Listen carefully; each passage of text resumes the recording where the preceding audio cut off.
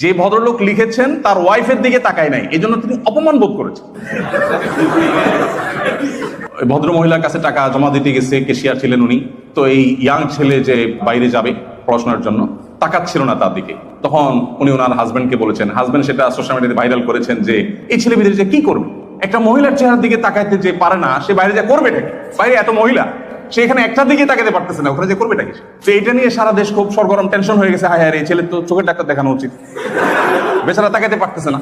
আচ্ছা, আমরা common sense ব্যবহার করি, কোরআন এবং হাদিস আপাতত থাকুক।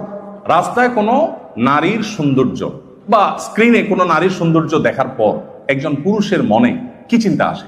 আল্লাহর কি অপরূপ সৃষ্টি, সুবহানাল্লাহ, ফাতাবারাকাল্লাহু আহসানুল খালিকিন, আল্লাহু আকবার।